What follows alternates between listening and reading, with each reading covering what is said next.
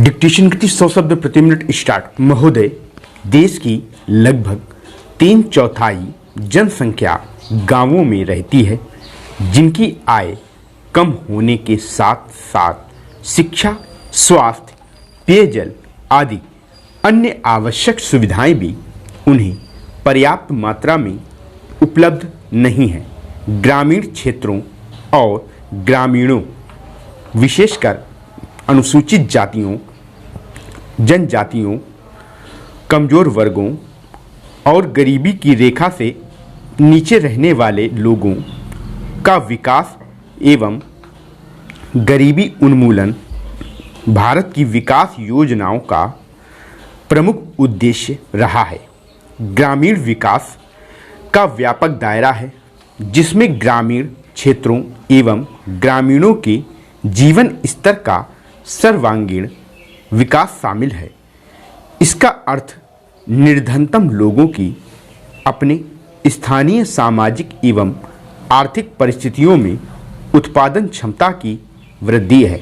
ग्रामीण विकास की प्रक्रिया में पूंजी का निवेश एवं उसका विस्तार, उत्पादक शक्तियों का विकास तथा निर्धन एवं बेरोजगार ग्रामीणों का अर्थव्यवस्था के उत्पादक विकासशील क्षेत्रों में सम्मिलित होना आवश्यक है। मंत्रालय की गतिविधियों का मुख्य उद्देश्य गरीबी पर सीधा प्रहार है, जिसके अंतर्गत विशेष मजदूरी, रोजगार व स्वरोजगार कार्यक्रम, भूमि सुधार, बंजर भूमि विकास एवं जल संभरण विकास कार्यक्रम हैं। इनमें स्वच्छ पेयजल की व्यवस्था, ग्रामीण स्वच्छता, कृषि विपणन, ग्रामीण आवास हैं तथा लोक कार्यक्रम तथा ग्रामीण प्रौद्योगिकी विकास परिषद द्वारा सहायता और राष्ट्रीय ग्रामीण विकास संस्थान एवं कृषि विपणन केंद्र के माध्यम से प्रशिक्षण देने की व्यवस्था शामिल है। गरीबी उन्मूलन के प्रयासों का महत्व इसकी योजनाओं के आवंटन में वृद्धि को बताता है। जहां 9वीं योजना में इसका परिव्यय 40,000 करोड़ रुपए था, उसे बढ़ाकर 10वीं योजना में 80,000 करोड़ रुपए कर दिया गया है। इस बढ़े हुए परिव्यय के साथ साथ जैसा कि पंचायती राज संस्थाओं से संबंधित महत्वपूर्ण संविधान अधिनियम 1992 में बताया गया है, लोगों की कार्यक्रमों में बेहतर भागीदारी प्राप्त होगी, जिससे निर्धन ग्रामीणों के जीवन स्तर में सुधार लाने के प्रयास को नई दिशा प्राप्त होगी। ग्रामीण क्षेत्रों में गरीबी उन्मूलन के राष्ट्रीय प्रयास में ग्रामीण विकास मंत्रालय के मुख्य कार्यक्रमों को दी गई नई दिशा की एक झलक इस पुस्तिका में प्रस्तुत है। ग्रामीण गरीबी की समस्या कम ग्रामीण उत्पादकता और अल्प रोजगार व बेरोजगारी से जुड़ी है। यद्यपि विकास की सामान्य प्रक्रिया के अधीन ही उत्पादक रोजगार के अधिकाधिक अवसर सृजित किए जाते हैं, फिर भी ग्रामीण लोगों के लिए रोजगार पैदा करने तथा आय के कुछ न्यूनतम स्तर प्राप्त करने हेतु विशेष रोजगार कार्यक्रमों की सतत आधार पर जरूरत है। उपर्युक्त उद्देश्य को ध्यान में रखते हुए समय समय पर रोजगार सृजन की विभिन्न योजनाएं चलाई गई थीं। 7वीं योजना के आखिरी वर्ष में अप्रैल 1989 से उस समय विद्यमान 2 रोजगार कार्यक्रम, राष्ट्रीय ग्रामीण रोजगार कार्यक्रम और ग्रामीण भूमिहीन रोजगार गारंटी कार्यक्रम को जवाहर रोजगार योजना नामक ग्रामीण रोजगार कार्यक्रम में मिला दिया गया था। जवाहर रोजगार योजना का मुख्य उद्देश्य ग्रामीण क्षेत्रों में बेरोजगार पुरुषों तथा महिलाओं के लिए अतिरिक्त फायदेमंद रोजगार का सृजन करना है। ग्रामीण आर्थिक आधार ढांचे को सुदृढ़ बनाकर सतत आधार पर रोजगार के अवसर सृजित करना है। महोदय, सामुदायिक और सामाजिक परिसंपत्तियां सृजित करना ग्रामीण गरीबों को प्रत्यक्ष तथा निरंतर लाभ पहुंचाने हेतु उनके लिए परिसंपत्तियों का निर्माण करना, मजदूरी स्तरों पर सकारात्मक प्रभाव डालना, ग्रामीण लोगों के जीवन स्तर में समग्र रूप से सुधार लाना, गरीबी की रेखा से नीचे बसर करने वाले लोग लक्षित वर्ग हैं। अनुसूचित जातियों, अनुसूचित जनजातियों और मुक्त बंधुआ मजदूरों को वरीयता दी जाती है। रोजगार के 30% अवसर महिलाओं के लिए आरक्षित हैं। केंद्र और राज्यों द्वारा 80 व 20 के अनुपात में व्यय वहन किया जाता है। केंद्रीय आवंटन देश के कुल गरीबों की तुलना में राज्य संघ शासित क्षेत्र के गरीब ग्रामीण लोगों के अनुपात के आधार पर किया जाता है। वे सभी कार्य शुरू किए जा सकते हैं जिनसे टिकाऊ उत्पादक स्वरूप की सामुदायिक परिसंपत्तियां का सृजन होता है। पंचायत समिति द्वारा परियोजना का मूल्यांकन और अनुमोदन किए जाने के पश्चात उसे अनुमोदन देने हेतु ग्राम पंचायत सक्षम है। संसाधनों का कम से कम 60% भाग मजदूरी घटक पर खर्च करना होता है। जवाहर रोजगार योजना के कार्यों के निष्पादन हेतु ठेकेदारों तथा बिचौलियों को लगाए जाने की अनुमति नहीं है। मजदूरों को रियायती दरों पर प्रतिदिन 2 किलोग्राम खाद्यान्न दिया जाता है। 1755 पुनर्गठित ब्लॉकों में मजदूरों को दिए जाने वाले खाद्यान्नों का जारी मूल्य प्रति किलोग्राम 50 पैसे कम है। जवाहर रोजगार योजना की सामान्य प्रणाली के अलावा पिछड़ेपन के आधार पर चयन किए गए 20 पिछड़े जिलों में कार्यक्रम को तेज करने के लिए 700 करोड़ रुपए आवंटित किए गए हैं। जवाहर रोजगार योजना की तीसरी पद्धति में विशेष और अभिनव परियोजनाएं प्रारंभ करने का प्रावधान है, जिनका उद्देश्य मजदूरों का नगरों में पलायन को रोकना, महिलाओं के लिए रोजगार के अवसर बढ़ाना तथा स्वयंसेवी संगठनों के माध्यम से ऐसे विशेष कार्यक्रम चलाना है जिनका ध्येय जल संभरण विकास, बंजर भूमि का विकास करना हो। मानव जीवन यापन के लिए आवास महत्वपूर्ण है और इसलिए सामाजिक आर्थिक विकास के लिए यह आवश्यक है। ग्रामीण लोग अच्छे उन्नत किस्म के मकानों की अत्यंत आवश्यकता महसूस करते हैं। ग्रामीण गरीब लोगों को आवास संबंधी आवश्यकताओं को पूरा करने के प्रयासों के एक भाग के रूप में मई 1985 में इंदिरा आवास योजना शुरू की गई थी। यह कार्यक्रम अब जवाहर रोजगार योजना की उप योजना के रूप में कार्यान्वित किया जा रहा है। इस कार्यक्रम का उद्देश्य गरीबों में निर्धनतम लोगों के लिए निःशुल्क रिहायशी मकानों का निर्माण करना है। ग्रामीण क्षेत्रों में अनुसूचित जातियों, अनुसूचित जनजातियों तथा बंधुआ मजदूरों को वरीयता दी जाती है। जवाहर रोजगार योजना के तहत राष्ट्रीय स्तर पर 10% संसाधन इस कार्यक्रम के लिए निर्धारित किए जाते हैं। जिलों में निधियों का वितरण अनुसूचित जातियों, अनुसूचित जनजातियों तथा मुक्त बंधुआ मजदूरों की कुल ग्रामीण जनसंख्या में से इस विशेष वर्ग के गरीबों के अनुपात के अनुसार किया जाता है। मकानों का आवंटन लाभ भोगी परिवार की महिला सदस्य के नाम किया जाता है। बहनों, भारतीय स्त्री जाति की प्राचीन गौरव, गरिमा एवं उच्च परंपराओं को ध्यान में रखकर न केवल आपको शिक्षित होना है, बल्कि शिक्षा समाप्त करने के पश्चात पुरुषों के साथ सहगामिनी बनकर आपको सब दिशाओं में कदम बढ़ाना है।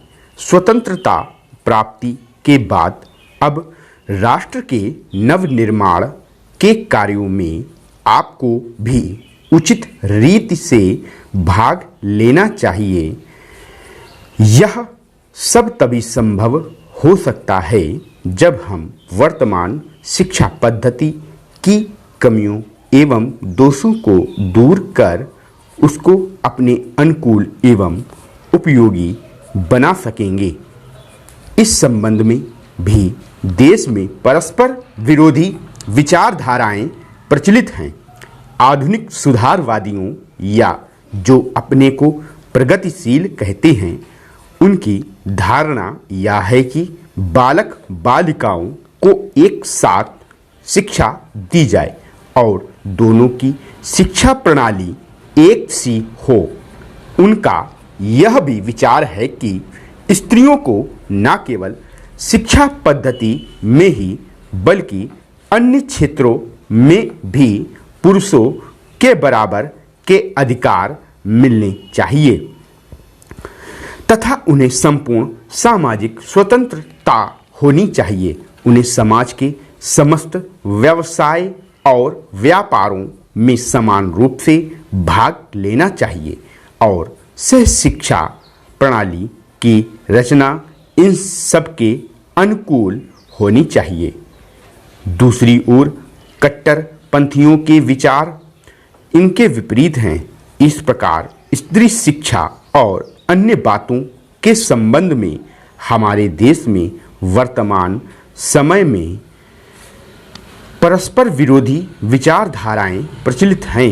इन दोनों में से कौन सी विचारधारा उपयुक्त हो सकती है और किसके द्वारा हमारी संस्कृति एवं सभ्यता फल फूल सकती है, इस पर हमें ध्यान देना आवश्यक है। जहाँ तक मेरा अपना विचार है, मैं समझता हूँ कि हमारे लिए इन दोनों के बीच के मार्ग को अपनाना श्रेयस्कर होगा। वर्तमान शिक्षा पद्धति के आदर्श एवं उद्देश्यों में जो दोष पाए जाते हैं, उनके अतिरिक्त वह बहुत महंगी सिद्ध हो रही है। प्रतिवर्ष हम अपने शिक्षालयों द्वारा हजारों विद्यार्थियों को तैयार करते हैं, जिनमें से बहुतों को नौकरियां न मिलने पर जीविका चलाना बहुत कठिन हो जाता है। इस प्रकार हम अपने शिक्षालयों द्वारा जहां काफ़ी संख्या में विद्यार्थी बेकार तैयार होते देखते हैं, वहां फैशन परस्त भी तैयार होते देखते हैं। हमारे साधारण गृहस्थ घरों की लड़कियां जब प्रारंभ में आधुनिक शिक्षालयों में प्रवेश पाती हैं, तो धीरे धीरे वे भी वहां की फैशन परस्ती की शिकार हो जाती हैं और सुंदर सुंदर बहुमूल्य साड़ियाँ एवं भांति भांति की साज श्रृंगार की वस्तुओं की नकल करने लगती हैं, जिससे अपने माँ बाप या अभिभावकों को पर्याप्त मात्रा में व्यय कराने के संकट में डाल देती हैं। ऐसी शिक्षा प्राप्त कर जब वे स्कूल या कॉलेज छोड़कर जाती हैं, तो उनका जीवन भार स्वरूप होने का भय रहता है, क्योंकि जीवन के कार्य क्षेत्र में वह अपव्ययी शिक्षा पद्धति धनोपार्जन के उपयुक्त सिद्ध नहीं हो सकती। यह नौकरी की आशा भी पूरी नहीं कर सकती और अंत में यह शिक्षा उनके लिए निकम्मी मालूम पड़ती है। इसलिए हमें सचेत होकर सोचना है कि क्या वर्तमान शिक्षा पद्धति ही हमारे लिए उपयुक्त है। महोदय, कुछ समय बाद जैसे ही समाचार पत्रों में बहुत से लोग काम करने लगे और प्रकाशन कार्य के लिए व्यवसाय यंत्रों की आवश्यकता पड़ी, इस कार्य के उद्योग का रूप धारण किया। निःशुल्क प्रचार अथवा सेवा की भावना अब अव्यावहारिक जान पड़ी और प्रायः लुप्त हो गई। समाचार पत्र उद्योग का यह विकास संभवतः स्वाभाविक है और आधुनिक विचारधारा के अनुरूप है। फिर भी यद्यपि पत्रों का प्रकाशन एक उद्योग के रूप में होता है, समाचार पत्र स्व उद्देश्य राष्ट्र सेवा की भावना तथा नैतिक दायित्व से एकदम मुंह नहीं मोड़ सकते। यह भी स्वीकार करना होगा कि इस उद्योग की यथोचित उन्नति के लिए यह आवश्यक है कि दूसरे उद्योगों की भांति यह भी उन सभी साधनों से संपन्न हो जो अन्य उद्योगों ने या तो प्राप्त कर लिए हैं या वे उनकी प्राप्ति के लिए प्रयत्नशील हैं। इसलिए यह सभी के हित में है कि समाचार पत्र उद्योग उन्नत हो और इसका आधार अधिक से अधिक ठोस हो। इधर कुछ वर्षों से हमारे देश के समाचार पत्रों में जागृति की लहर आई है। उद्योग की आवश्यकताओं, श्रमजीवी पत्रकारों की मांगों और पाठकों के हितों ने मिलकर ऐसी स्थिति पैदा कर दी कि समाचार पत्रों की दशा पर पुनर्विचार करना आवश्यक हो गया।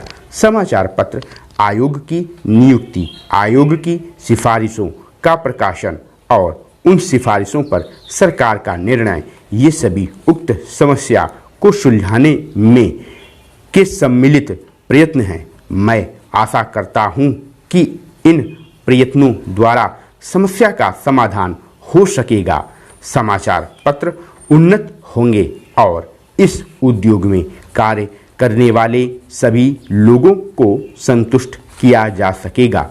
मैं जानता हूं कि यह सब कहना सरल दिखाई देता है, किंतु व्यवहार में लाना बहुत कठिन होता है। परंतु मुझे सुशिक्षित श्रोताओं से यह कहने की आवश्यकता नहीं कि मानवीय गतिविधि के सभी क्षेत्रों में, चाहे वह राजनीति, उद्योग अथवा प्रशासन का क्षेत्र हो, विभिन्न हितों और विचारों में सहयोग की भावना से राष्ट्र तथा समाज के हितों को सामने रखकर सामंजस्य स्थापित करने का प्रयास आवश्यक है। मैं इतना निराशावादी नहीं कि मैं यह समझूं कि वे लोग जिनके सुझाव बड़ी बड़ी समस्याओं को सुलझाने में सहायक होते हैं, निजी समस्याओं का निपटारा करने में असफल रहेंगे। हाल में भारतीय संसद ने इस संबंध में जो अधिनियम पास किए हैं, उनका उद्देश्य समाचार पत्रों की समस्याओं को सुलझाना है।